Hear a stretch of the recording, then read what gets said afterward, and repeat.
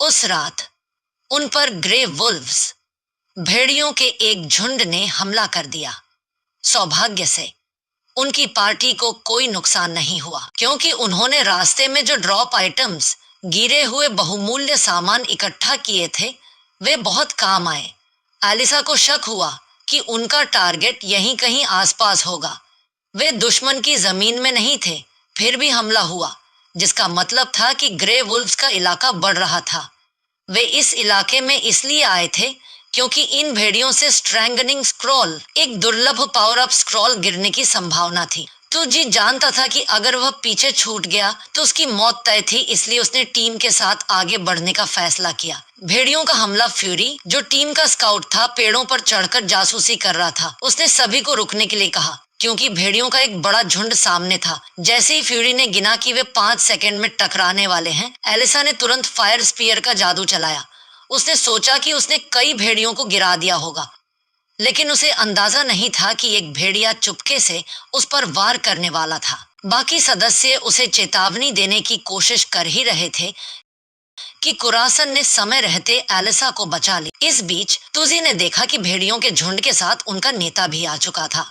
तभी एक grey wolf अचानक तुजी पर झपटा। फ्यूरी और अरिसो ने तुरंत जवाबी हमला किया, लेकिन भेड़ियों के शरीर इतने अनोखे थे कि उन पर हमला करना मुश्किल था। जब तुजी ने सुना कि भेड़ियों के शरीर दुर्लभ हैं, तो वह खुश हुआ, क्योंकि इसका मतलब था कि उनसे मिलने वाले ड्रॉप्स भी दुर्लभ होंगे। अगर वह इस दुनिया में बेफिक्र यात्रा करना चाहता था, तो उसे अब खुद को साबित करना होगा। तुजी ने महसूस किया कि अगर उसे इस दुनिया में अपनी यात्रा जारी रखनी है, तो पहले उसे बेहद ताकतवर बनना होगा।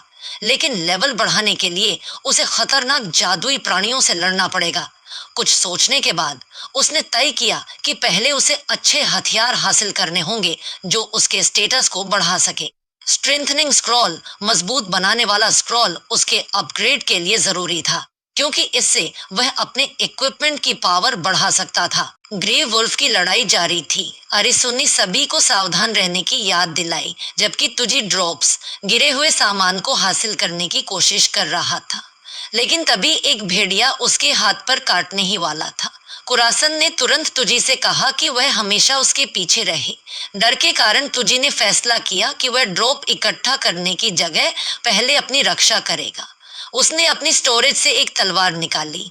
इस बीच फ्यूरी, जो अब भी पेड़ के ऊपर था, घास में कुछ हलचल देखी। उसने सभी को अलर्ट किया कि एक भेड़िया कुरासन के ठीक सामने था। भेड़िया छिपकर हमला करने में असफल रहा, इसलिए वह भागने की कोशिश करने लगा, लेकिन कुरासन ने उसे भागने नहीं दिया। उसने शील्ड बैश स्किल का इस्तेमाल कर भेड़िए को जाम कर दिया। इस मौके का फायदा उठाते हुए अरिसु ने भेड़ियों के लीडर पर अपना अटैक किया, जबकि एलिसा ने अपनी आग की जादू से पूरे भेड़िया झुंड को, आग की लपटें भेड़ियों को खा गईं।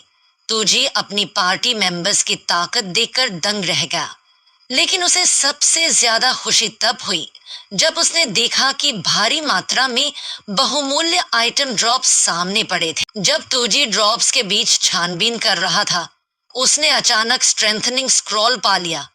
यह देखकर उसकी आंखों में खुशी के आंसू आ गए। उसे उम्मीद नहीं थी कि उसे यह स्क्रॉल मिलेगा। इसके अलावा जब उसने भेड़ियों की लाशों को परखा, तो उसने 2 दुर्लभ हथियार भी हासिल